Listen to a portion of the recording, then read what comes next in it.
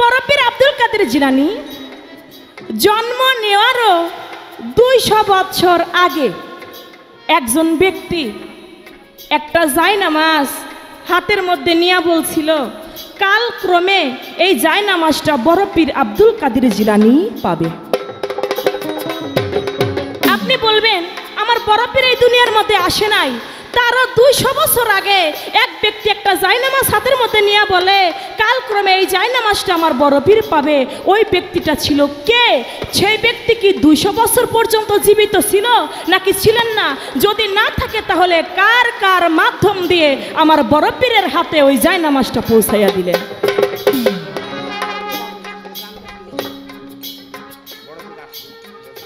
আর আমার বড় পীর আব্দুল কাদের জিলানী যে 200 বছর পরে আসবে পৃথিবীতে, তিনি জানলেন কেমন করে এই বিষয়টি? এই একটা প্রশ্ন রইল। আরেকটি কথা থাকবে, আপনি বলবেন একদিন এক লোক কিছু দিনার আমার বড় পীরের হাতে গিয়ে তুলে দিলেন, যাইয়া বললেন, বড় পীর আব্দুল কাদের জিলানী এই দিনারটা আপনি নেন। আমার বড় পীরের হাতের মধ্যে দেওয়ার সঙ্গে সঙ্গে আমার বড় পীর ওই দিনারটাকে ধরে একটা চাপ দিলেন। চাপ দেওয়ার সঙ্গে সঙ্গে দিনার হতে রক্ত ঝরতে লাগলো। আপনি বলবেন ওই লোক দিনার দিল, দিনার আমার বড় পীর চাপ দিল, চাপ দেওয়াতে দিনার থেকে রক্ত কেন বের হইল? আর সেই ব্যক্তি ছিল কে?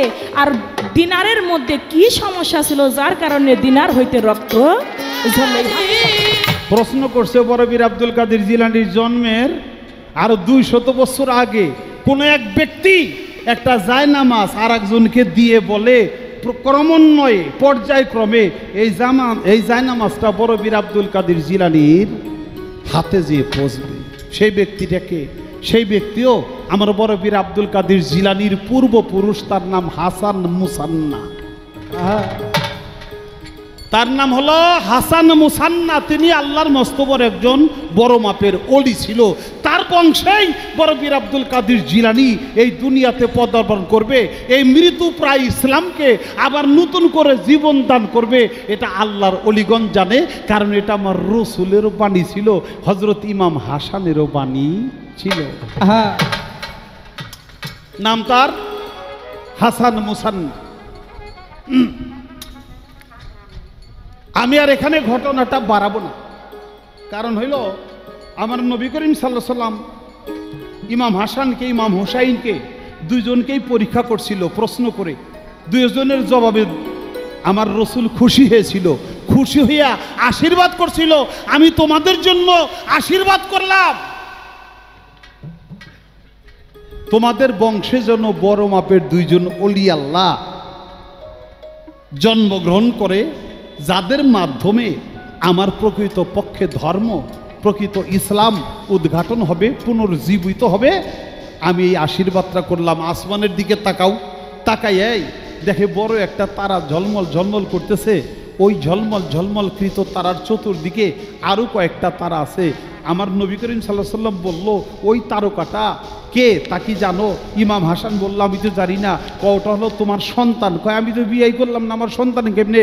কও হলো তোমার ওরসে পরবর্তীতে জন্মগ্রহণ করবে, তার নাম হবে হযরত বড় পীর আব্দুল কাদের জিলানী রহমাতুল্লাহ আলাইহি। তাই সেখান থেকে অনেক ওলি আল্লাহরা এই বড় পীর আব্দুল কাদের জিলানীর কথা জানতো জন্ম নেওয়ার আগে। বড় পীরের কাছে একজন কিছু দিনার দিল। বড় পীর ওই দিনারটাকে হাতে সেটকাইতে লাগিল, মানে হাতে আমরা ভাত সেটকাই, আলু ভর্তা করেন না? আলু ভর্তা করে খান নাই? আলুটা তো সিদ্ধ করে একেবারে সুন্দর করে মাখাইয়ে তারপরে সেটকাইয়ে খাইতে ওরে মজা। তো বড় পীরে দিছে দিনার টাকা, টাকা পকেটে থুইব, নইলে জুল্লাই থুইব, এক জায়গায় থুইব। এটা না থুইয়া উনি এই দিনার ধরে এভাবে চেটকায়। কাঁচা টাকা আছে না বাবা, কাঁচা টাকা, এই কাঁচা টাকা এটা চেটকায়, আর ওইটার থেকে ফোটায় ফোটায় রক্ত ঝরে। অবশেষ যার দিনার তাকে দিয়ে দিল যে তোমার দিনারে রক্ত ঝরে, এই রক্তটা ভালো রক্ত না, এটা হারাম রক্ত। সবাই বলি সুবহানাল্লাহ। বাবা এটা ছিল হাবিব আজমি। কারণ হাবিব আজমি তিনি হলো সুদের ব্যবসা করতেন নাই। হাবিব আজমি মনে করলো বড় পীরের হাতে যদি দিয়ে তারপরে খাই তাইলে আমার এই টাকাটা হারাম হবো না, আমার এই টাকাটা হালাল হইতে পারে। তাই তার হাতে যখন একটা দিনার দিছে তুইলে, বড় পীর দিনারটারে লইয়া এভাবে টিভি দিছে, আর ওই দিনার থেকে রক্ত ঝরে গেছে। দিনারটারে ফিরে দিয়ে বলে তোমার টাকা হারাম, এই টাকা নেওয়া যাবে না। বলে টাকা থেকে রক্ত ঝরে, এটা দেখাই হাবিব আজমি পাগল হয়ে গেছে। আয় কি করছি, এটা তো মস্ত বড় অন্যায়। আমার এখন উপায় কি হবে, আমার মুক্তি কিভাবে হবে? বড় পীর আব্দুল কাদের জিলানী বলে সমস্ত টাকা পয়সাগুলো গরিব মানুষের মাঝে বিলি করে দিয়া তুমি পথের ভিখারি হয়ে যাও, একজন মানুষের চরণে গোলাম হয়ে যাও, তাহলে তুমি ক্ষমা পাবে, তাছাড়া তোমার ক্ষমা নাই। অবশেষ সেই টাকা ফেরত দিয়া তিনি যখন বড় পীরের কাছে মুরিদ হয়ে এবাদত করে, গোলামি করে, তখন আল্লাহ তাআলা সমস্ত গুনাহগুলি ক্ষমা করে দিয়া সেও আল্লাহর মস্ত বড় একজন অলিতে রূপান্তর হয়ে গেছিল।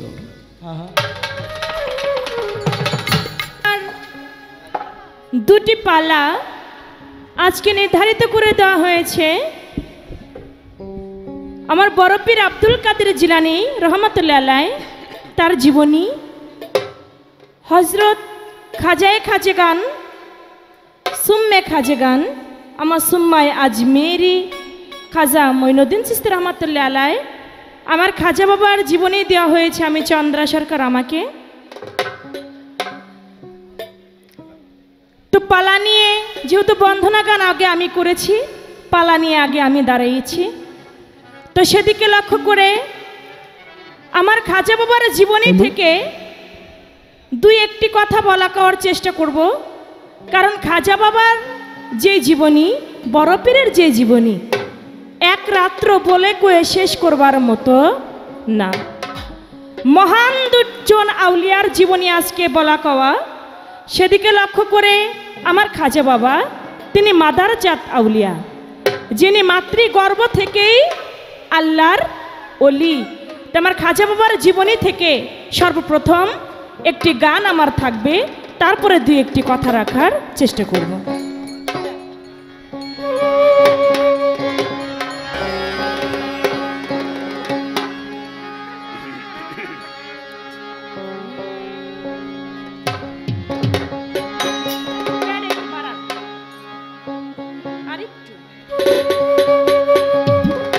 চার তরিকার খাজা বাবা সরদারের অলি, চার তরিকার খাজা বাবা সরদারের অলি, গরিব নেওয়াজ খাজা হিন্দের অলি, গরিব নেওয়াজ খাজা আল্লাহর অলি। চার তরিকার খাজা বাবা সরদারের অলি, চার তরিকার খাজা বাবা সরদারের অলি, গরিব নেওয়াজ খাজা হিন্দের অলি, গরিব নেওয়াজ খাজা হিন্দের অলি। 537 শ্রী রজবের চাঁদেতে,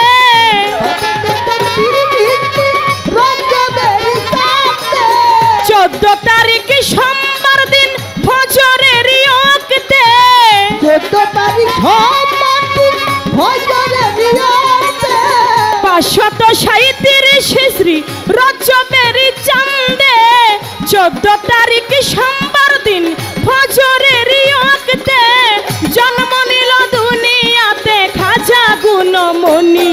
ও জন্ম নিল দুনিয়াতে খাজা গুণমণি, ও জন্ম নিল দুনিয়াতে খাজা গুণমণি, গরিব নেওয়াজ খাজা আল্লাহর অলি, গরিব নেওয়াজ খাজা হিন্দের অলি। চার তরিকার খাজা বাবা সরদারের অলি, চার তরিকার খাজা বাবা সরদারের অলি, গরিব নেওয়াজ খাজা হিন্দের অলি। খাজা হিন্দের অলি। 7 বছরের কালে খাজায় নামাজ রোজা ধরে, 7 বছরের কালে খাজা রোজা ধরে। 15 বছরের কালে পিতা গেল মরে,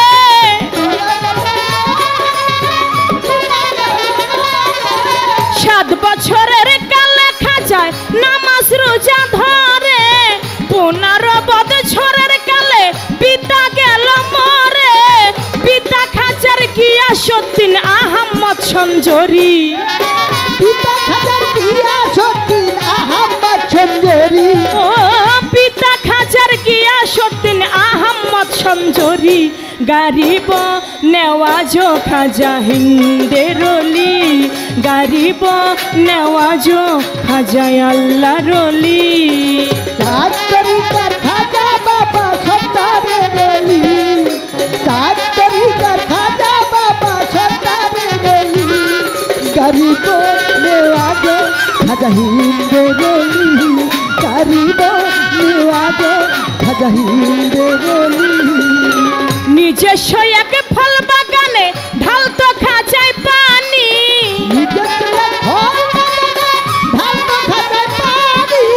বাগানের ফল বিক্রি করে দিন কাটাতো তিনি, বাগানের ফল বিক্রি করে দিন কাটাতো তিনি।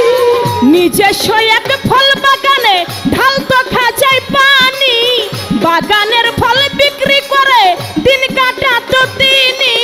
সর্দার ভেসি মজুম একজন আল্লাহর অলি ছিল, খাজা বাবার ফল বাগানে চলিয়া গেল। খাজা বাবাই গিয়া তারে কদম মুচি করে, আঙ্গুর বেদে না ছিঁড়ে খাইতে দেয় দিনারে। ফল খাইয়া খুশি হইল কুন্দুজির পরাণী, ফল খাইয়া খুশি হইল কুন্দুজির পরাণী। ফল খাইয়া খুশি হইল কুন্দুজির পরাণী। গারিব নেওয়াজ খাজা আল্লাহর অলি, গারিব নেওয়াজ খাজা হিন্দের অলি। 7 তরিকার খাজা বাবা সরদারের অলি, 7 তরিকার খাজা বাবা সরদারের অলি।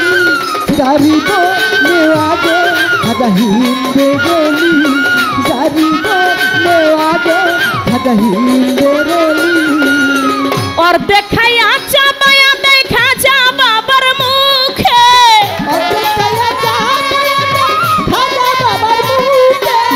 ফল খাইয়া খাজা বাবায় জালালি ভাব দেখে, ফল খাইয়া খাজা বাবার জালালি ভাব দেখে। অর্ধেক খাইয়া চাবায়া দেয় খাজা বাবার মুখে, ফল খাইয়া খাজা বাবায় জালালি ভাব দেখে। নিশাপুরি গ্রামেতে হারুন নামে গ্রাম, সেই গ্রামে চলিয়া যায় খাজা গুণবান। ওই গ্রামে বসত করত উসমান হারুনি, উসমান হারুনির কাছে মুরিদ হইল তিনি। কয়দিনহীন আলাউদ্দিন দিল কর রৌশনী, কয়দিনহীন আলাউদ্দিন দিল কর রৌশনী। গারিব নেওয়াজ খাজা আল্লাহর অলি, গারিব নেওয়াজ খাজা হিন্দের অলি।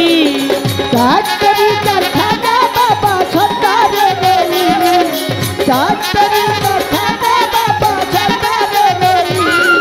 গরিব নেওয়াজ খাজা হিন্দের অলি, গরিব নেওয়াজ খাজা হিন্দের অলি। 4 তরিকার খাজা বাবা সরদারের অলি, গারিব নেওয়াজ খাজা তুমি আল্লাহর অলি।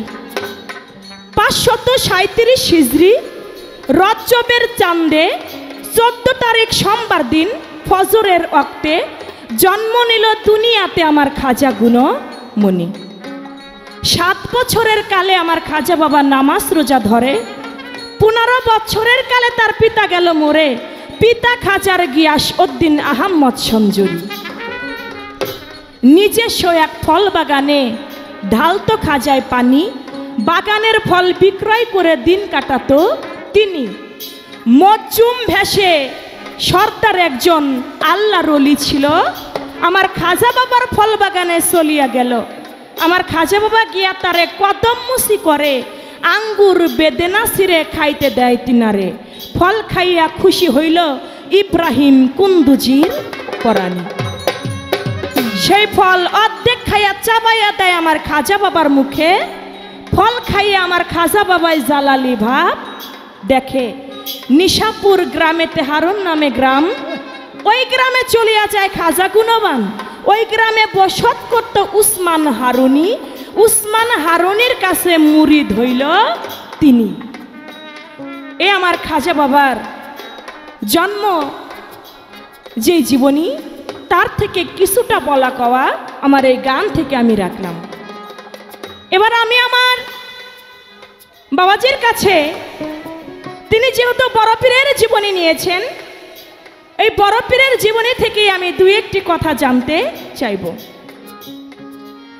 আপনি বলবেন আমার বড় পীর আব্দুল কাদের জিলানী জন্ম নেওয়ারও 200 বছর আগে একজন ব্যক্তি একটা জায়নামাজ হাতের মধ্যে নিয়ে বলছিল, কালক্রমে এই জায়নামাজটা বড় পীর আব্দুল কাদের জিলানী পাবে। আপনি বলবেন আমার বড় পীর এই দুনিয়ার মধ্যে আসে নাই, তারও 200 বছর আগে এক ব্যক্তি একটা জায়নামাজ হাতের মধ্যে নিয়ে বলে কালক্রমে এই জায়নামাজটা আমার বড় পীর পাবে। ওই ব্যক্তিটা ছিল কে? সেই ব্যক্তি কি 200 বছর পর্যন্ত জীবিত ছিল নাকি ছিলেন না? যদি না থাকে তাহলে কার কার মাধ্যম দিয়ে আমার বড় পীরের হাতে ওই জায়নামাজটা পৌঁছাইয়া দিলেন?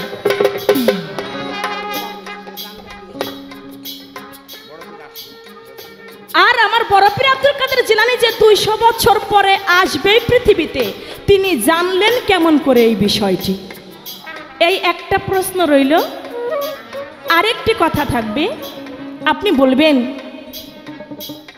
একদিন এক লোক কিছু দিনার আমার বড় পীরের হাতে গিয়ে তুলে দিলেন, যাইয়া বললেন বড় পীর আব্দুল কাদের জিলানী এই দিনারটা আপনি নেন।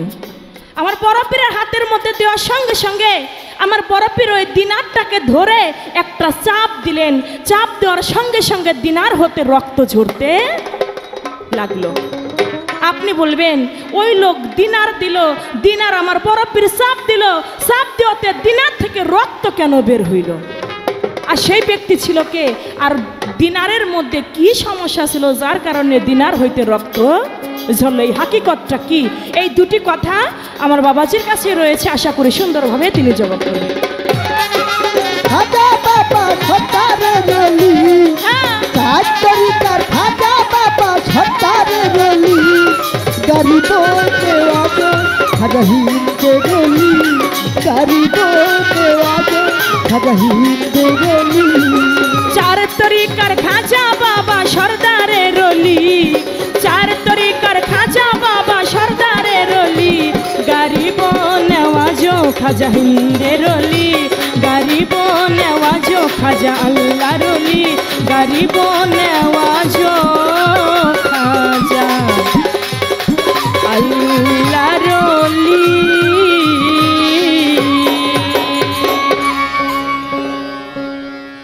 হয়ে গেল একটি পালা থেকে গান, প্রথম স্টেজ, কথা কম, গানটা একটু বেশি রাখার চেষ্টা করেছি, তো সেদিকে লক্ষ্য রেখে আমার পালা থেকে একটি গান হয়ে গেছে। আরেকটি গান যে দরবারে এসেছি দয়াল বাবা বাহের শাহ, সেই দয়ালকে স্মরণে রেখে আমি আরেকটি গান করে বসি। তারপরে দেখি আমার বাবাজি কোন দিকে গান কথা রাখে, আমি সেদিকে কথা রাখার চেষ্টা করব।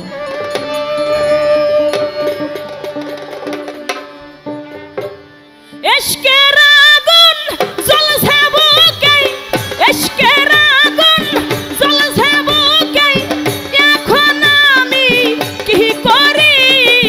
বাহের সার বিচ্ছেদ জ্বালাই আমি সইতে না পারি, আমার বাহের সার বিচ্ছেদ জ্বালাই আমি সইতে না পারি।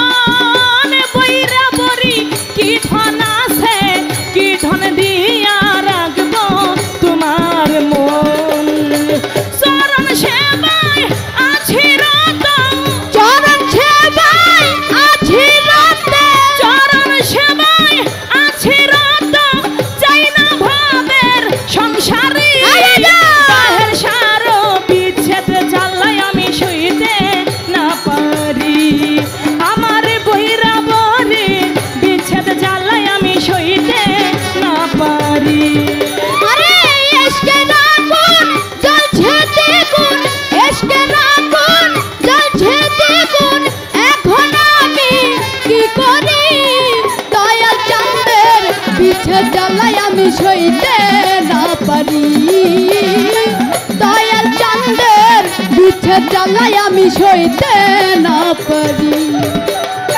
চাই নাই আমি দোজক বেহেশত, তোমার সঙ্গে নীলে বাহের সাতাতেই যথেষ্ট। আরে চাই না আমি দোজক বেহেশত, তোমার সাথে করে নিলে তাতেই যথেষ্ট। চাই নাই আমি দোজক বেহেশত, বাহের পাগল তোমার সঙ্গে নীলে দয়াল তাতেই যথেষ্ট।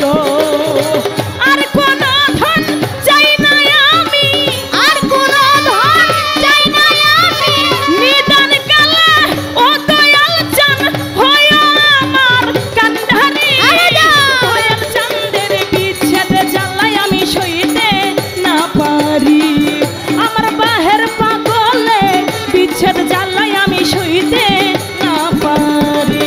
আরে ইশকের আগুন জ্বলছে দ্বিগুণ, ইশকের আগুন জ্বলছে দ্বিগুণ, এখন আমি কি করি? দয়াল চাঁদের বিচ্ছেদ জ্বালায় আমি সইতে না পারি। দয়াল চাঁদের বিচ্ছেদ জ্বালায় আমি সইতে না পারি। দেখা তোমার রূপেরই কিরণ, এক নিমিষে পাগল হইল মামনেরি মন। আরে দেখা তোমার রূপের কিরণ,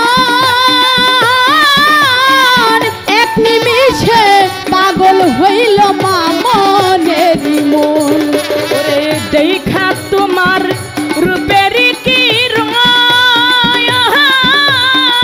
এক নিমিষে পাগল হইল চন্দ্রা এই মন।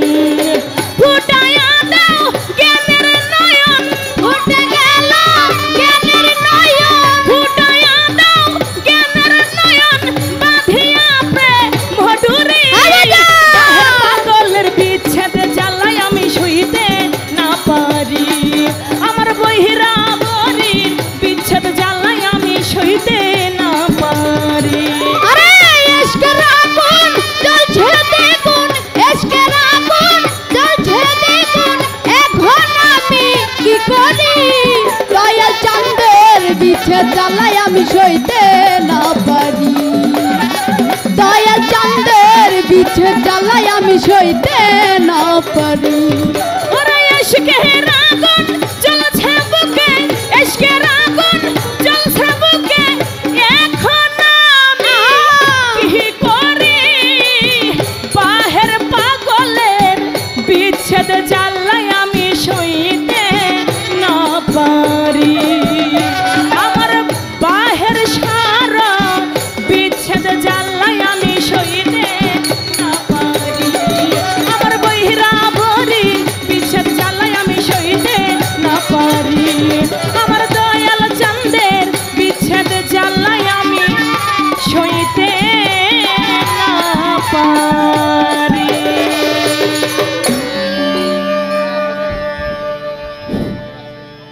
ধন্যবাদ। আজকের পালা দুইজন মহান অলির নামে, তাদের পবিত্র জীবনী নিয়ে আমাদের আলোচনা করতে হবে।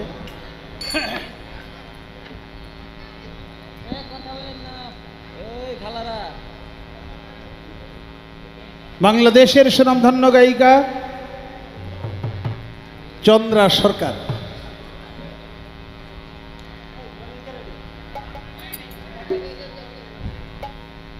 কি রে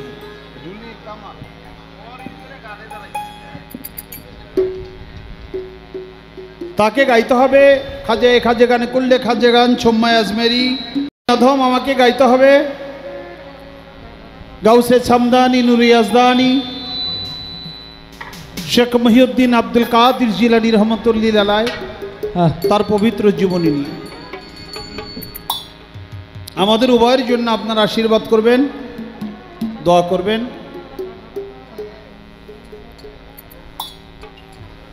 আমরা যেন ভালোভাবে পালাটা উপস্থাপন করতে পারি, যতটুকু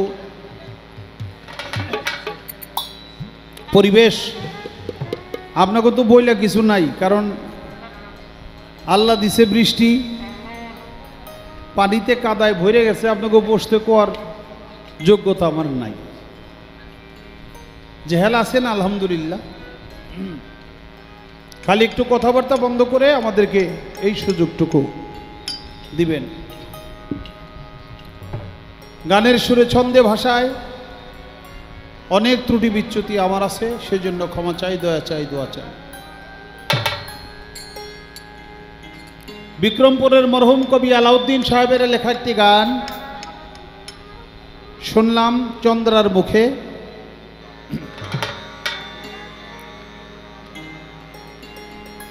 চন্দ্রা সরকার, তোমার নাম রাখছে কি? হ্যাঁ, কে রাখছে নামটা? আব্বাই। তোমার আব্বাই তো ভুল করছে।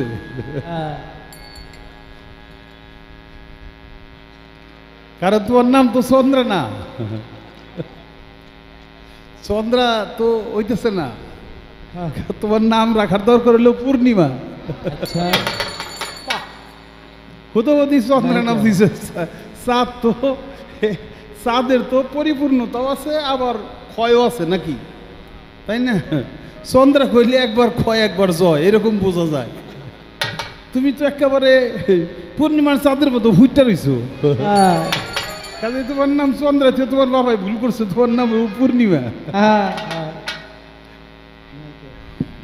দুটি কথা আমার কাছে জিজ্ঞেস করছে, তো যেখানে গান কবি আলাউদ্দিন বয়তি সাহেবের লেখা, আমিও তার লেখা একটি গানের মাধ্যমে সূচনা করব, তারপরে তার কথার জবাব কতটুকু দেওয়া যায়।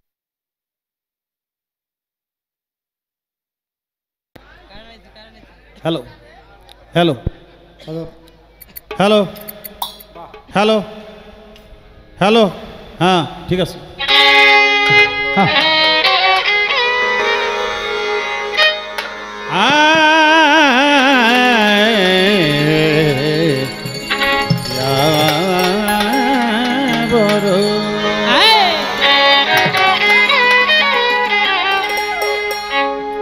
বড় পীর আব্দুল কাদি, তুমি জিলানের জিলানি,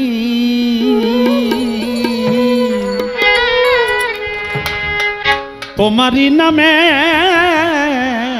গুনে আগুন হয়ে যায় পানি। আয় বরফি, আয় বরফি আব্দুল কাদি।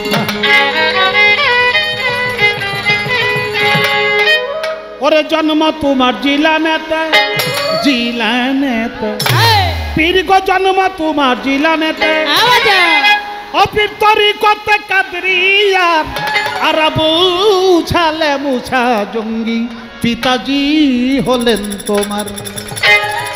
ওরে জন্ম তোমার জিলানেতে, জিলানেতে তরিকতে কাদরিয়া আবু ছালে মুছা জঙ্গি পিতাজি হলেন তোমার। মোলো খাইয়ের ফাতেমা, মোলো খাইয়ের ফাতেমা তোমার হয় জননী, পীর গো তোমার হয় জননী। তোমারই নামের গুণে আগুন হয়ে যায় পানি। আয় বড় পীর আব্দুল কাদি,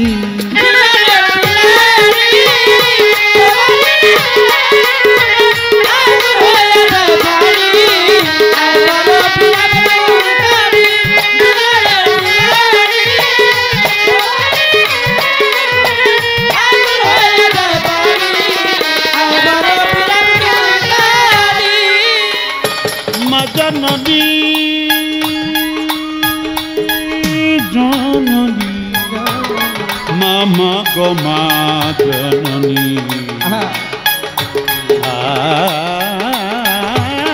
মা জননী জননী, মা জননী কুরান পরে গর্ভে রেখে সন্তান 8 18 পারা কোরআন পীর মুখস্থ করিয়া যারা ওরে মা জননী কোরআন পড়ে গর্ভে রেখে সন্তান 18তে পারা কোরআন মুখস্থ করিয়া যায়। আমার মা জননী কোরআন পড়ে কোরআন পড়ে কোরআন পড়ে মা জননী কোরআন পড়ে গর্ভে রাখে সন্তান 18 পারা কোরআন পীর মুখস্থ করিয়া যেন আমার মাই জানতেন না ছেলে মায় জানে না ছেলে মাই জানতেন না ছেলের এই গুণ যে হয় গর্ভ ধারিণী মা যে হয় গর্ভ ধারিণী বাড়ি নামের গুণে আগুন হয়ে যায় পানি বরফের আব্দুল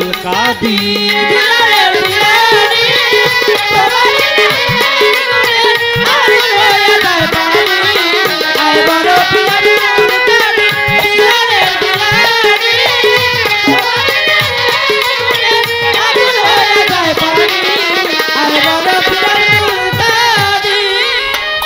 যখন পীরে জন্ম নিল জন্মনি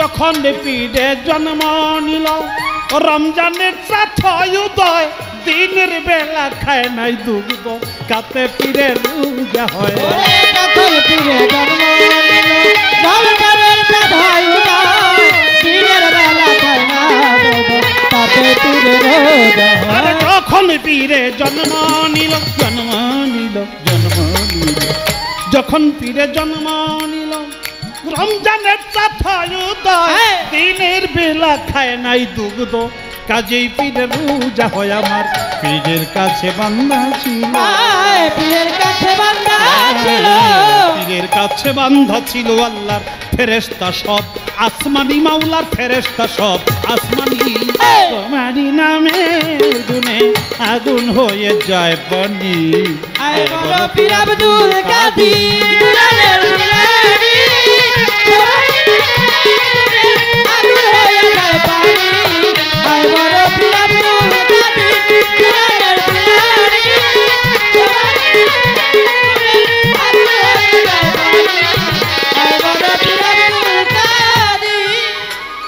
আমি কি আর গাইতে পারি গাইতে পারি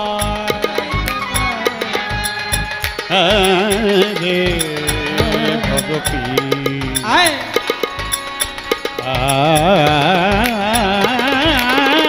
বড় পীর আমি কি আর গাইতে পারি দীর্ঘ তোমার জীবনী কত মুর্দারের কালেবের ভিতর এনেছিলেন রুহানি ওরে আমি কি আর গাইতে পারি দীর্ঘ তোমার জীবনী কত মুর্দারের কালেবের ওরে আমি কি আর গাইতে পারি আমি কি আর গাইতে পারি পীরগো তোমার জীবন মুর্দারের কালাবার ভিতর এনেছিলে রুহানি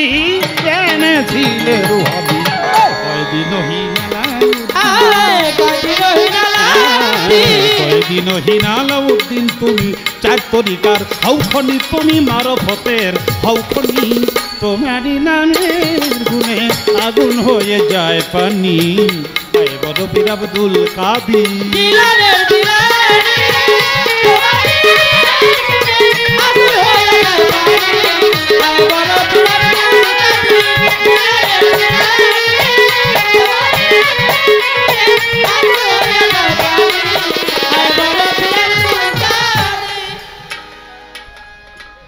মহাজনী গানের ছন্দ শেষ হইয়া গেল এই গানের মধ্যে কিছু তথ্য আমার বলা ভালো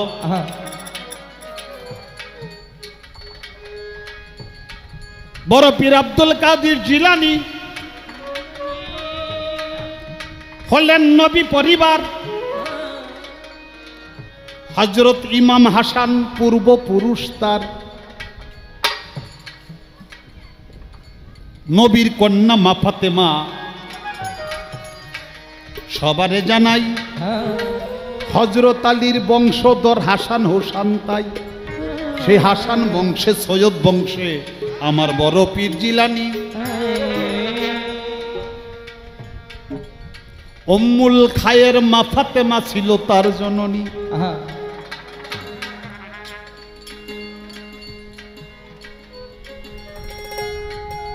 অলির ঘরে আল্লাহ তাআলা অলি দেয় বাবা, অন্য জায়গায় যে হয় না তা না, কারণ কপালে থাকলে হঠাৎ করে হয়ে যায়, তাই মানুষে কয় গোবরে পদ্ম ফুল ফুটে। কিন্তু বেশিরভাগ একটা জিনিস খেয়াল করবেন বাবা, যারা দেশ বরণ্য তাদের সন্তানেরাই এক সময় এমপি মন্ত্রী হয় নাকি?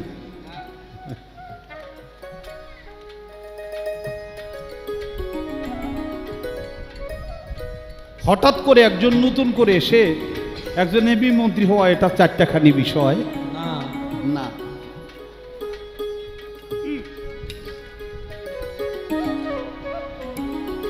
বড় পীর আব্দুল কাদের জিলানী রহমতুল্লাহ আলাইহ, তার পিতা হযরত আবু সালে মুসা জঙ্গি, জঙ্গি মানে যোদ্ধা, কিন্তু সে একদিনও যুদ্ধ করে নাই। তারপরে সে যোদ্ধা কেন? সে হলো নফসের সাথে জিহাদ করেছে।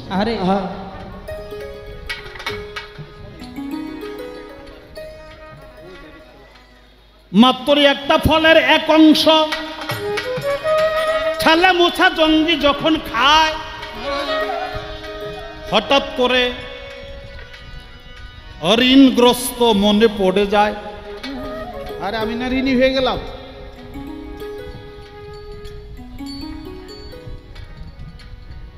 যার গাছের ফল খাইলাম সে যদি ঋণ থেকে আমাকে মাফ না করে, আমি তো মাফ পাবো না। কারণ হক হলো দুই প্রকার, একটা হকুল্লাহ আর একটা হকুল্লাহ ইবাদ। একটা আল্লাহর হক আর একটা বান্দাই হক। বান্দাই হক নষ্ট করে আল্লাহর কাছে হাজারবার ক্ষমা চাইলেও আল্লাহ মাফ করবে না। তাহলে আমি কার গাছের ফল খাইলাম? গুনাহগার তো হয়ে গেলাম। নদীতে ভাইসা যাইতেছিল, তাই নদীর উল্টা দিকে পার দিয়ে হাঁটতেছে, হাঁটতে হাঁটতে যে পাইছে একটা গাছ, যে ফল খাইছে ওই ফল। এটা দলিলে সেব ফল বলে। একটা ডাল পানির উপরে গেছে, ওই গাছেও ওই ডালেও ফল আছে, তাহলে তো এই গাছের ফল হবে। বাগানের মালিককে আমারে ক্ষমা করে দেন। বাগানের মালিক ছিল আব্দুল্লাহ সাউমাই, তিনি আল্লাহর মস্ত বড় একজন কলিয়া। আমার মাফ করে দেন। তোমরা মাফ করুন কিসের? একটা ফল খাইছিলাম, একটা ফলের একটু অংশ খাইছিলাম। ফল খাইছো কোন জায়গা থেকে? আমার গাছের ফল তো কতজনে খায়, কেউ তো মাপ চায় না।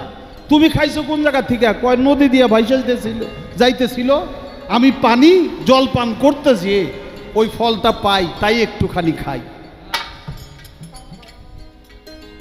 হয়তো সামান্য লোক না, পানি দিয়ে ভাইসা যায়, সেই ফল খাই আমার কাছে মাপ চায়, এ তো সারা জীবন না। কয় হ্যাঁ, তোমার ফলের দাবি থেকে আমি মাফ করতে পারি যদি আমার বাগানে 1 বছর মত অন্তরে 12 বছর বিনে বেতনে চাকরি করো। কয় ফলের একটু অংশ খাইছি, তার জন্য আমার 1 বছর চাকরি করুন লাগবো বিনে বেতনে। কহা তুমি যদি মাফ চাও তাহলে এই কাজ করো, আর তা না হইলে তুমি বিদায় হও। কয় মাপ পাওয়ার যখন একটা পথ পাইছি তাইলে আমি আর সারি না, আমি খাটবো। বৎসর পূর্ণ হয়ে গেল, কয় এবার মাফ করে দেন। কয় আমি তো বলতে ভুলে গেছিলাম। কয় কি বলছেন? কয় বাগানের মালিক তো আমি একলা না, আর কে? আর একজন হইল আমার মেয়ে। আমার মেয়েই ফলের বাগানের মালিক। আমি আমারটুকু মাফ করলাম, কিন্তু আমার মেয়ের অংশটা মাফ করার অধিকার আমার নাই। তাহলে আমি গুনাহ থেকে মাপ পাবো না, ঋণ থেকে মাপ পাবো না? কয় পাইবা যদি আমার মেয়েরে বিয়ে করো।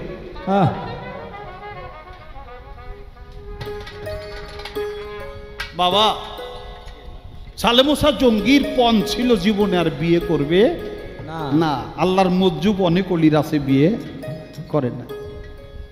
কয় জীবনেও তো এই কাজটা করার আমার ইচ্ছা নাই, কিন্তু আপনার মেয়েকে বিয়ে না করলে যদি ফলের ঋণ থেকে মুক্তি না পাই তাহলে কি করা যাবে? তাহলে অন্তত আমি ঋণ মুক্তি পাওয়ার জন্যে আমি বিয়েটা করি। স্বীকার হয়েছে। কয় সেই যে বিয়ে করবা খালি বললেই হবে না, আমার মেয়েটা কিন্তু অন্ধ, চোখে দেখে না।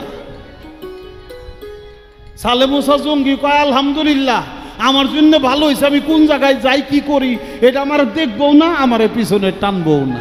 আহা কয় আলহামদুলিল্লাহ। কয় আর একটা কথা। কি কথা? কয় আমার মেয়ে কিন্তু লুলা, কিছু ধরতে পারে না। কয় আরো ভালো। কয় মেয়ে কিন্তু খুরা চলতে পারে না। কয় আরো ভালো।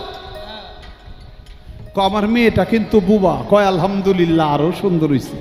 কারণ যে মেয়েটা বুবা, ল্যাংরা, খুরা, অন্ধ, সে ব্যক্তি দেখবেও না, ধরবেও না, চলবেও না, মুখ আছে বুবা, সে আমাকে কোনো দিন ডাকবেও না। আমি আমার প্রভুর ধ্যানে থাকতে পারব। হয়ে গেল বিয়া, যখন বাসর ঘরে যায় এইরকম চন্দ্রার ন্যায় চাঁদের আলো ঝিকমিকি চমকায়। হায় রে, কোন ঘরে আইছি রে আমি? হাই হাই কার ঘরে আসলাম? বাসর রাতে এত সুন্দর বউ, এত সুশ্রী চেহারা, চাঁদের মতো ঝলকায়। আমি তো এই ঘরে থাকতে পারবো না। যখন নাকি আর এক পাও বাইরে দিতেছে থাবা দিয়া, পাওটা জোরে ধরছে, স্বামী গো তুমি কি আমারে দেখা পছন্দ করো নাই?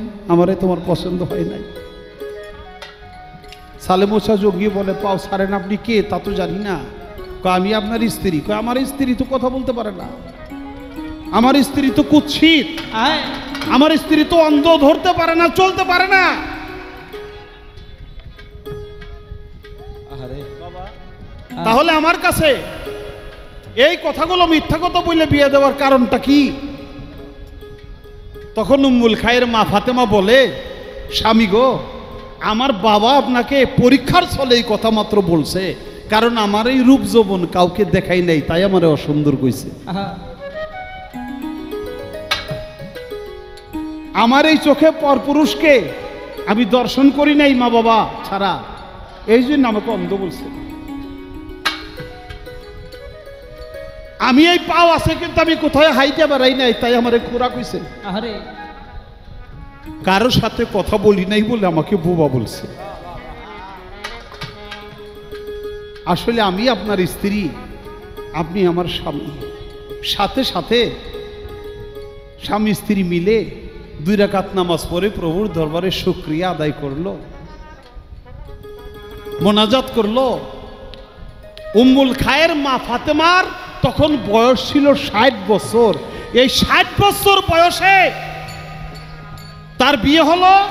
সেই ঘরে আমার আল্লাহ তাআলা খুশি হয়ে উম্মুল খায়ের মা ফাতেমা এত বড় সতী সাধ্বী পবিত্রা, আর আবু সালে মুসা জঙ্গি এত বড় নফসের সাথে যুদ্ধ করে জঙ্গি খেতাব পেয়েছে। আল্লাহ তাআলাই 2 জনের মাঝে আল্লাহর এই রহমত, বরকত, এই নিয়ামত হযরত বড় পীর আব্দুল কাদের জিলানীকে পাঠাইছে। সবাই বলি সুবহান। সুবহানাল্লাহ। হ্যাঁ, মার পেটে থাকতে থাকতে 18 পারা কোরআন মুখস্থ করছে। সুবহানাল্লাহ কইতেন না? মায়ের পেটে থেকে 18 পারা কোরআন মুখস্থ করে তারপরে ভূমিষ্ঠ হয়েছে বড় পীর আব্দুল কাদের জিলানী। সুবহান। বড় পীরের জীবনী আমরা 7 রাত 7 দিন বইরে বললেও এটা শেষ করা যাবে না না। যবে তিনি ভাবে এসেছে ওটা সবে সাদেকের সময়, না রাত না দিন, দিনেরও অংশ রাতেরও অংশ। কারণ রাত্রেও চাইছে আমার মাঝে বড় পীর আব্দুল কাদের জিলানী আসুক, দিনও চাইছে আল্লাহর কাছে আমার সময় আসুক। তাই সবে সাদকে সেই যে আসছে ওটা মেঘাচ্ছন্ন আসমান ছিল, আর রমজানের 1 তারিখ ছিল। একদল রোজা রাখছে, একদল রোজা রাখে নাই। আমার বড় বীর আব্দুল কাদের জিলানী জন্ম নিয়ে মায়ের স্তনের দুগ্ধ পান করেছে, সারা দিন আর চেষ্টা করে দুধ পান করাইতে পারে নাই। সন্ধ্যা লাগছে, ইফতারের সময় হয়েছে, দুগ্ধ পান করছে। একদল দুই দল লোকেরাই গেছে, যাই আবু সালেম মুসাজঙ্গির কাছে বলতেছে, যে মায়ের কাছেও বলতেছে যে আমরা একদল রোজা রাখছি, একদল রোজা রাখি নাই, বলেন তো সঠিক করছে কারা? বলছে যারা রোজা রাখছো তারাই সঠিক করছো। কয় চা দিতে ওঠে নাই, কয় চা দূরছে। কয় তার প্রমাণ কি? তার প্রমাণ হইল আমার সন্তান জন্ম নিয়ে দুগ্ধ পান করছে, সারা দিন পান করে নাই, সন্ধ্যায় পান করছে। অর্থাৎ আমার এই শিশু সন্তানটি জন্ম নিয়েই রোজা রেখেছে। সবাই বলি সুবহানাল্লাহ। তাই আমি কি আর গাইতে পারি তোমার জীবনী কত মুর্দারের কালের ভিতর এনেছিলে রুহানি। ওরে আমি কি আর গাইতে পারি তোমার জীবনী কত মুর্দারের কালের ভিতর এনেছিলে রুহানি। আমি কি আর গাইতে পারি তোমার জীবনী কত মুর্দারের কালের ভিতর এনেছিলে রুহানি। কয়দিন হিনালাউদ্দিন তুমি মারফতের হৌখনি, তুমি চার তরিকার হৌখনি। তোমারই নামের গুণে আগুন হয়ে যায় পানি। আয় বড় বীর আব্দুল কাদের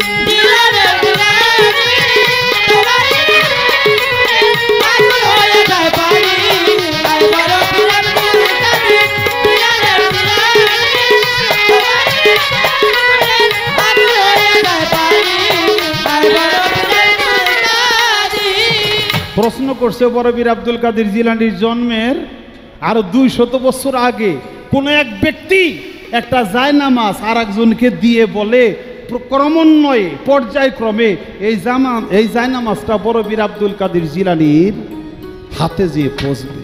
সেই ব্যক্তিটাকে, সেই ব্যক্তিও আমার বড় বীর আব্দুল কাদের জিলানীর পূর্বপুরুষ, তার নাম হাসান মুসান্না। তার নাম হলো হাসান মুসান্না। তিনি আল্লাহর মস্তবর একজন বড় মাপের ওলি ছিল। তার বংশেই বড় বীর আব্দুল কাদের জিলানী এই দুনিয়াতে পদার্পণ করবে, এই মৃত্যু প্রায় ইসলামকে আবার নতুন করে জীবন দান করবে। এটা আল্লাহর অলিগণ জানে, কারণ এটা আমার রসুলেরও বাণী ছিল, হজরত ইমাম হাসানেরও বাণী ছিল। নাম তার হাসান মুসান্না। আমি আর এখানে ঘটনাটা বাড়াবো না, কারণ হইল আমার নবী করিম সাল্লাল্লাহু আলাইহি সাল্লাম ইমাম হাসানকে, ইমাম হুসাইনকে দুইজনকেই পরীক্ষা করছিল প্রশ্ন করে। দুইজনের জবাবে আমার রসুল খুশি হয়েছিল, খুশি হইয়া আশীর্বাদ করছিল, আমি তোমাদের জন্য আশীর্বাদ করলাম, তোমাদের বংশে যেন বড় মাপের দুইজন ওলি আল্লাহ জন্মগ্রহণ করে, যাদের মাধ্যমে আমার প্রকৃত পক্ষে ধর্ম, প্রকৃত ইসলাম উদ্ঘাটন হবে, পুনর্জীবিত হবে। আমি এই আশীর্বাদটা করলাম। আসমানের দিকে তাকাও, তাকাই এই দেখে বড় একটা তারা ঝলমল ঝলমল করতেছে। ওই ঝলমল ঝলমল কৃত তারার চতুর্দিকে আরও কয়েকটা তারা আছে। আমার নবী করিম সাল্লাল্লাহু আলাইহি সাল্লাম বলল, ওই তারকাটা কে, তা কি জানো? ইমাম হাসান বলল, আমি তো জানি না। কওটা হলো তোমার সন্তান। কয় আমি তো বিয়ে করলাম না, আমার সন্তান কেমনে? কও হলো তোমার ওরসে পরবর্তীতে জন্মগ্রহণ করবে, তার নাম হবে হযরত বড় পীর আব্দুল কাদের জিলানী রহমাতুল্লাহ আলাইহি। তাই সেখান থেকে অনেক ওলি আল্লাহরা এই বড় পীর আব্দুল কাদের জিলানীর কথা জানতো জন্ম নেওয়ার আগে। বড় পীরের কাছে একজন কিছু দিনার দিল। বড় পীর ওই দিনারটাকে হাতে সেটকাইতে লাগিল, মানে হাতে আমরা ভাত সেটকাই, আলু ভর্তা করেন না? আলু ভর্তা করে খান নাই? আলুটা তো সিদ্ধ করে একেবারে সুন্দর করে মাখাইয়ে তারপরে সেট খাইয়ে খাইতে ওরে মজা। তো বড় পীরে দিছে দিনার টাকা,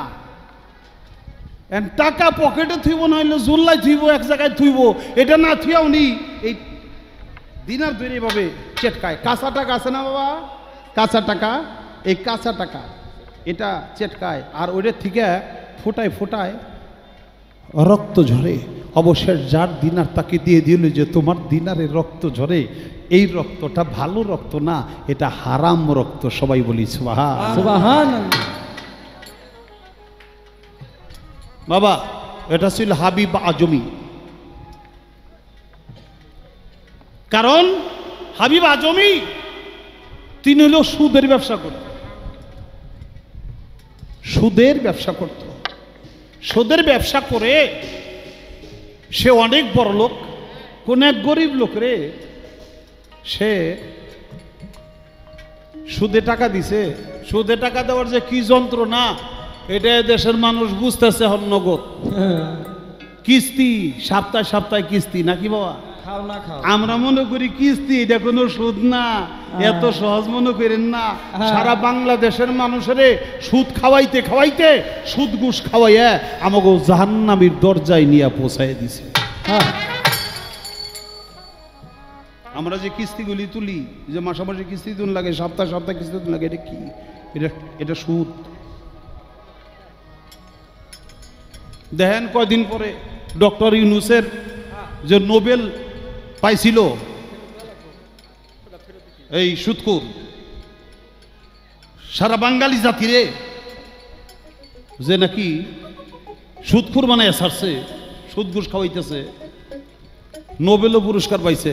কয়দিন পরে ও নোবেলের ছাতাও বাদ হয়ে যাইতে পারে, বেশি দেরি নাই। একটা কথা বলবো বাবা, আমার তো এই বিষয়ে বলার অধিকার নাই, আমার এই বিষয়ে বলার অধিকার নাই, কারণ আমি এত লেখাপড়াও করি নাই, আর আমি এই দেশের এমন কোনো হেটামালা কোনো ব্যক্তিও না যে ডক্টর ইউনূসের মতো ব্যক্তিরা আমি এই কথা কইতে পারি। এটা আমার যোগ্যতা নাই, এরে স্বীকার করেই কই। আমার ওস্তাদ আব্দুর রশিদ সরকার অসুস্থ। হে বাবা, এ মা বোনেরা, কথা বলবেন না। আমার ওস্তাদ রশিদ সরকার অসুস্থ। মিরপুর লালকুঠিতে একটা হাসপাতাল, এটা হলো এখন হলো জেনারেল হাসপাতাল, আগে ছিল সেলিনা হাসপাতাল, সেলিনা জেনারেল হাসপাতাল। এই হাসপাতালে ভর্তি। আমার বাসা তো কাছেই, আমিও গেছি, যে এই হাসপাতালেই থাকি, বাজানরে দেখি। বাজানের একজন বন্ধু জাহাঙ্গীরনগর ইউনিভার্সিটির একজন প্রফেসর এবং ভূতাত্ত্বিক বিজ্ঞানী, নাম তার doctor Shafiullah sir.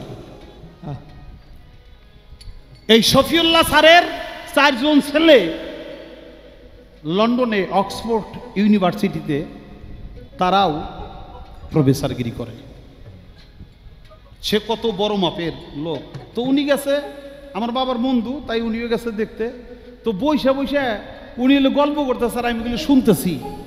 Doctor Shafiullah sir বলছিল যে সুদখোরেরে যে দিল, নোবেল দিল, ওর লগে যদি আমারে নোবেল দিত, আমি থুক মাইরা ওই নোবেলটা থুই আসতাম, আমি নোবেল আনতাম না। এটা শফিউল্লাহ স্যার বলছিল। তার বলার যোগ্যতা আছে, তাই সে বলছে। আর আমি তখন কইছি, আরে এ আবার পাগল নাকি রে, এ কি কয়? বাংলাদেশের একজন লোক ডক্টর ইউনূস, সে একটা নোবেল পাইছে, এটা বাংলাদেশের সুনাম। হ্যাঁ, আর উনি পাই নাই দেখে মনে এই কথা কইতেছে। আমি তখন এইভাবে কথাটাকে নিতাম, তবে বলার সাহস পাই নাই। অনেক বড় মাপের ডক্টর শফিউল্লাহ স্যার, তিনি বলছিল এই কথাটা। আজকে প্রমাণ হয়ে গেছে বাঙালি জাতিরে সপ্তাহে সপ্তাহে এই সুদের টাকা গুনতে হয়, আমরা যে কিস্তি নেই, এটা মানুষের শিখাইয়া ফেলাইছে। হাবিব আজমি, এটা আমার বাড়তি কথা বললাম, ক্ষমা চাই, কারণ এই কথা বলার যোগ্যতা আমার নাই, কিন্তু হঠাৎ করে আইসা পড়ছে তাই বলছি। কেউ কষ্ট পাইলে ক্ষমা করে দিবেন। হাবিব আজমি ওই রকম সুদে টাকা লাগায়, এক গরিব মানুষ টাকা দিতে পারে না। এখন যেমন কিস্তি দিতে না পারলে গরু ছাগল ধরে নিয়ে আসে না, ওই রকম হাবিব আজমি ওই গরিব লোকটায় সন্তান হইল, মাংসের জন্য কান্নাকাটি করতেছে। আমরা কতদিন ধরে মাংস খাই না, বাচ্চারা, ওরা তোর বাবার টাকা আছে কিনা আছে এটা চায় না। আমার ইলশা মাছ কিনে দিব লাগবো, নাইলে ভাত খাম না, এরকম আছে না ফলাফান? তুই পোলাপানে হইল মাংস খাইব চাইছে, উনি অনেক কষ্টে কিছু মাংস কিনা নিয়ে বাড়িতে যাইয়া ওই মাংস নিয়ে বাড়িতে যাইয়া উঠছে, হাবিব আজিমিও যাইয়া উঠছে, চাই দেখে মাংস, এই টাকা দেখো, টাকা তো নাই, কে বেটা টাকা নাই আবার মাংস লিয়ে আসছাস, টাকা নাই আবার তুই মাংস কিনে আনছাস, তোর এত বড় সাহস, আমার সুদ দিতে পারিস না, তুই মাংস কিনা মজা করে খাবি, এই মাংস দে, ওই যে গরু ছাগল নিয়ে যায় ওই রকম মাংসের মাংস দে, তুই টাকা দিতে পারস না, তোর মাংস খাওয়া চলবো না, মাংস আমি লিয়ে গেলাম, নিয়ে যেয়ে মাংস বেচছে, মাংস বেচে টাকা লইছে, মাংস বেচে টাকা লইছে, এই টাকা নিয়ে সে তার মনের ভিতরে একটাই হয়েছে যে কামটা করলাম, যাই করলাম, কামটা কি খুব ভালো হইলো না কেমন হইলো, একবার কয় কামটা বেশি ভালো হয় নাই, একে একাই, আবার মনে মনে কয় ধর ভালো নেই করছে কেনা, ও আমার সুদ নিয়ে সুদ দিব না, আবার মাংস কিনে খাইবো, আমি যা করছি ভালোই করছি, এক লেখলাই এক মন ভালো কয়, একবার খারাপ কয়, অবশেষ কয় যাই করলাম না করলাম, তো এটা যদি বড় ফিরে রে কিছু পয়সা দিয়ে তারপরে যদি খাই তাইলে মনে হয় হারাম হইব না। এই এত রাত করে কল করে ডাক পড়তেছে, আজকে দেখ না হইলে কি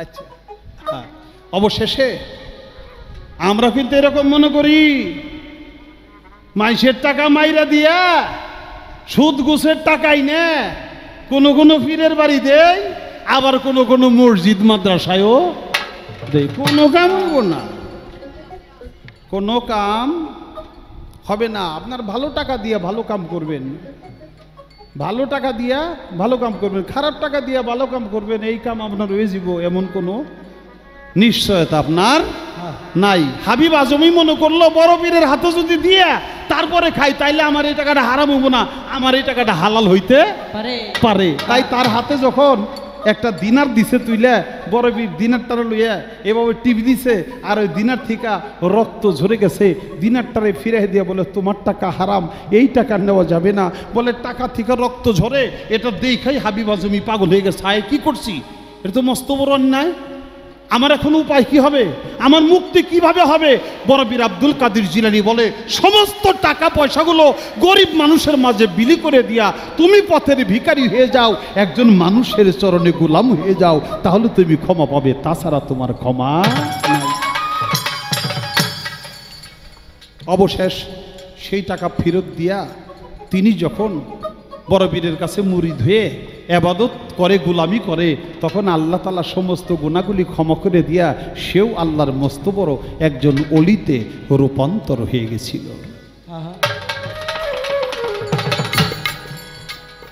আমার কাছে ছিল যাহা কথা হলো বলা, তার কাছে দুই এক কথা আমার এবার তোলা, কও দেখি বাউলার ব্যাপারী, কও দেখি বাউলার ব্যাপারী,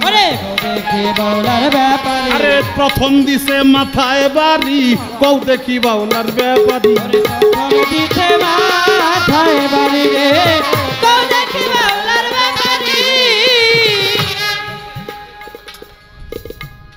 আপনাদের কাছে আমি একটা অনুরোধ জানাই,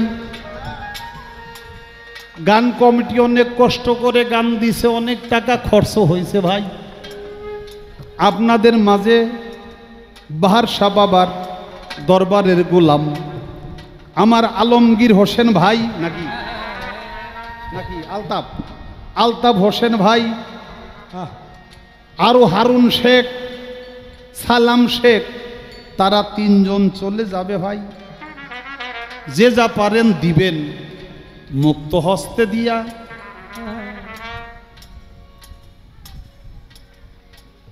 মনে মনে ভালো একটা নিয়ত করিয়া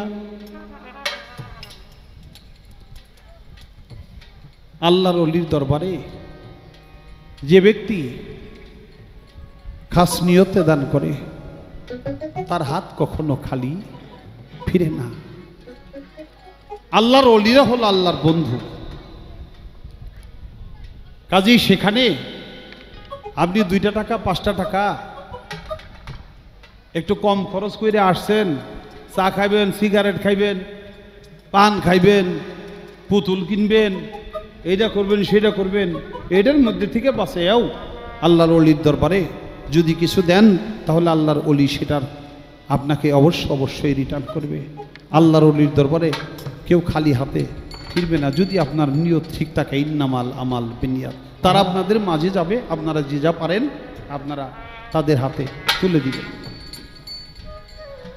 প্রথমবারে আমার আসবে জিজ্ঞাসন, আমার খাজা বাবা 22 হইতে 23 বছরে মুরিদ হইছে, এটা জীবনী বর্ণন। 7 বছর বয়সে খাজা নামাজ রোজা ধরে, 15 বছরের কালে তার পিতা মাতা মরে। হ্যাঁ, তো ঠিক আছে, নিজস্ব ফল বাগানে গাছে ঢাললো পানি, বাগানের ফল বিক্রি করে কাটায় জিন্দিগানি। ইব্রাহিম কুন্ডুজি নামে এক পাগল গেল, তার হাতে আঙ্গুর বেদানা ছিঁড়ে খাইতে দিল, অর্ধেক চাবাইয়ে খাজা বাবার মুখে দিছে।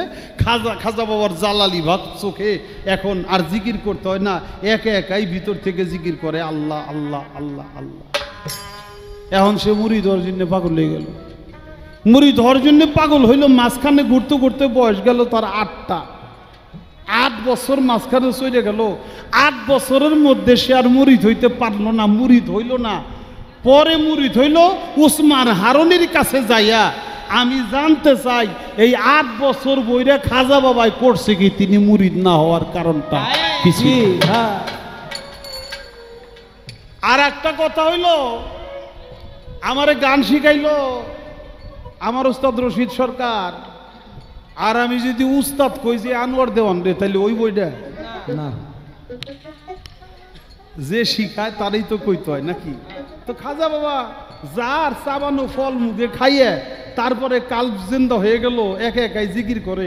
হের কাছে মুরিদ দিল না, মুরিদ হইল উসমান হারুনির কাছে। এর কাছে মুরিদ না হইয়া ওই জায়গায় মুরিদ হওয়ার কারণটা কি ছিল?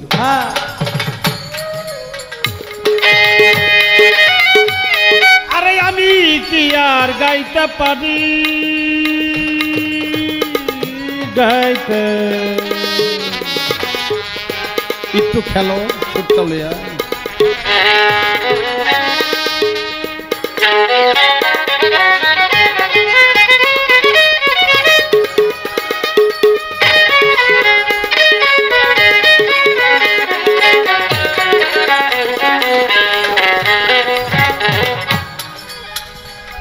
আরে আমি কি আর গাইতে পারি, তোমার জীবনী কত মোটারের কালেবের ভিতর এনেছিল রুহানি। কয়দিন হিনালাউদ্দিন তুমি 4 তরিকার হৌখনি, তুমি 4 তরিকার হৌখনি। তোমারই নামে গুনে আগুন হয়ে যায় পানি। আব্দুল কাদের জিলানী, তোমার আগুন হয়ে যায় পানি।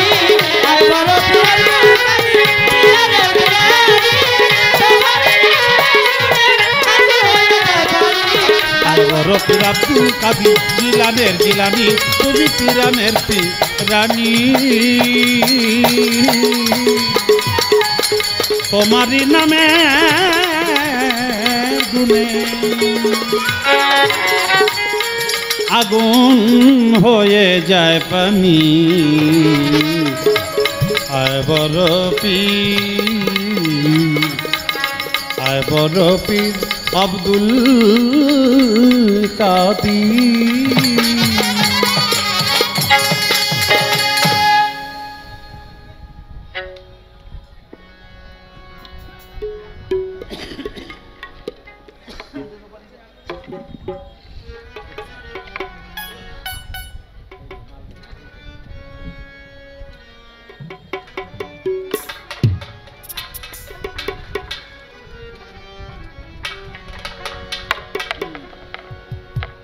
হুম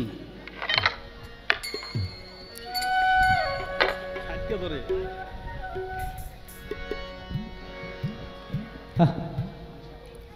আমি এক নাচার পুতুল আমি এক নাচার পুতুল আমি একা একা নাচি না নাচি না নাচি না নাচি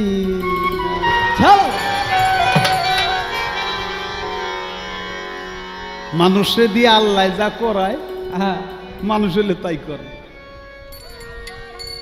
একজনের দিয়ে গান গাওয়ায় আর একজনের দিয়ে গান শোনায় নাকি বল আবার কমিটি দিয়ে গান করায় একজনের দিয়ে ঢোল বাজায় আর একজনের দিয়ে কর্নেট বাজায় একজনের বেচায় আর একজনের কিনায় একজনের ভিক্ষা করায় আর একজনের দিয়ে ভিক্ষা দেয় নাকি আল্লাহ যারে দিয়ে যা করায় তার তাই করতে হয় ইচ্ছা করে কেউ কিছু করতে পারে না তাই আমার এই গান আমি একা নাচের পুতুল আমি একা নাচের পুতুল একা একা নাচি না আমি একা একা নাচি না যেমনি নাচাও তেমনি নাচি যেমনি নাচাও তেমনি নাচি না না ছিলে বাঁচি না আমি একা নাচের পুতুল আমি একা নাচের পুতুল একা একা নাচে না একা একা নাচে না যেমনি নাচাও তেমনি নাচি যেমনি নাচাও তেমনি নাচে না নাচিলেও বাঁচে না আমি এক নাচের পুতুল আমি এক নাচের পুতুল আরে গাউছুলা জম্বইরা বরি নাচাইতেছ জগৎ জুড়ি গাউছুলা জম্বইরা বরি নাচাইতেছ জগৎ জুড়ি গাউছুলা জম্বইরা বরি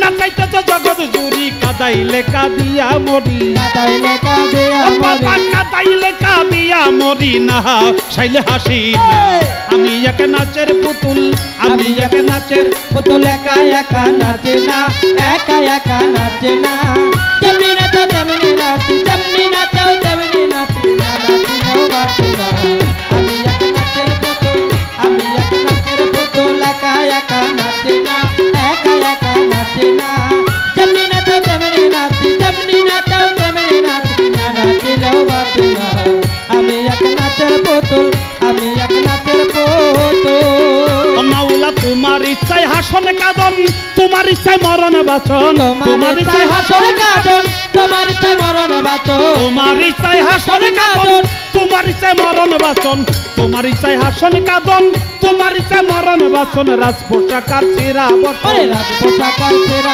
মাওলা রাজ পোশাকার ছেঁড়া বসন নিজের সাজে সাজি আমি এক নাচের পুতুল আমি এক নাচের পুতুল একা একা নাচে না একা একা নাচে না যেমনি নাচাও তেমনি নাচি যেমনি নাচাও তেমনি নাচি না নাচিলেও বাঁচে না আমি এক নাচের পুতুল আমি এক নাচের পুতুল একা একা নাচি না একা একা নাচি না যেমনি নাচাও তেমনি নাচি যেমনি নাচাও তেমনি নাচি না নাচিলেও বাঁচে না আমি এক নাচের পুতুল আমি এক নাচের পুতুল ওরে হাসি কান্না জগৎ জোড়া সকলই তোমার ইশারা হাসি কান্না জগৎ জোড়া সকলই তোমার ইশারা হাসি কান্না জগৎ জোড়া সকলই তোমার ইশারা তোমার ইচ্ছায় ভাঙা গড়া তোমার ইচ্ছায় ভাঙা ও বাবা তোমার ইচ্ছায় ভাঙা গড়ায় আমি কাউরে দোষী না আমি এক নাচের পুতুল আমি এক নাচের পুতুল একা একা নাচে না একা একা নাচে না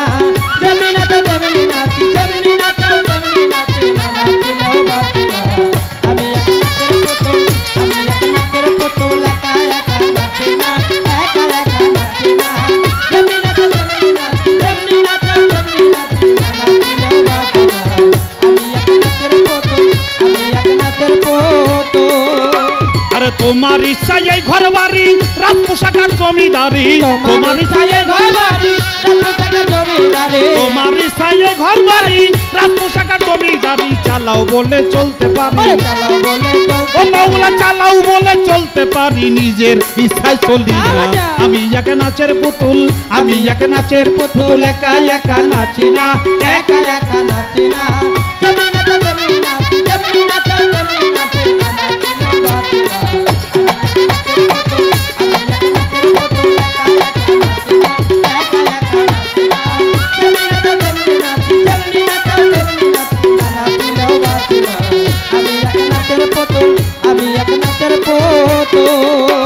আরে তুমি রাখো তুমি মারো সর্ব হইয়া তুমি ধ্বংস, তুমি রাখো তুমি মারো সর্ব হইয়া ধ্বংসন করো, তুমি রাখো তুমি মারো সর্ব হইয়া ধ্বংসন করো, তুমি রাখো তুমি মারো সর্ব হইয়া ধ্বংসন করো, উজা হইয়া তুমি ঝাড়ো, উঁচা হইয়া তুমি ও মাওলা উঁচা হইয়া তুমি ঝাড়ো। আমি শুধু বুঝি না আমি এক নাচের পুতুল, আমি এক নাচের পুতুল, একা একা নাচে না, একা একা নাচে না, যেমনি নাচো তেমনি নাচি, যেমনি নাচো তেমনি নাচি, না নাচিলেও বাঁচে না। আমি এক নাচের পুতুল, একা একা নাচে না, একা একা নাচে না, যেমনি নাচো তেমনি নাচি, যেমনি নাচো তেমনি নাচি, না নাচিলেও বাঁচে না। আমি এক নাচের পুতুল, আমি এক নাচের পুতুল।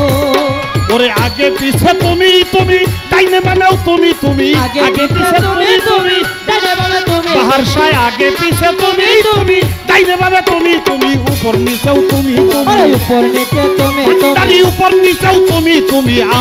আমি কিছুই না, আমি এক নাচের পুতুল, আমি এক নাচের পুতুল, একা একা নাচি না, একা একা নাচি না, যেমনি নাচো তেমনি নাচি, যেমনি নাচো তেমনি নাচি, না নাচিলেও বাঁচি না।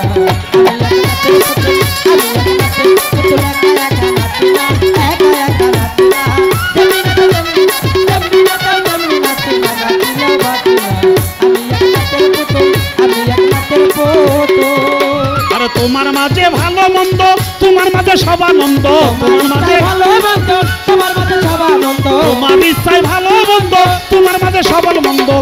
আরে আবুলের হয় কপাল মন্দ, বললে হয় কপাল ও বাবা আবুলের হয় কপাল মন্দ, দুঃখ পেলেই খুশি না। আমি এক নাচের পুতুল, আমি এক নাচের পুতুল, একা একা নাচি না, একা একা নাচি না, যেমনি নাচো তেমনি নাচি, যেমনি নাচো তেমনি নাচি, না নাচিলেও বাঁচি না।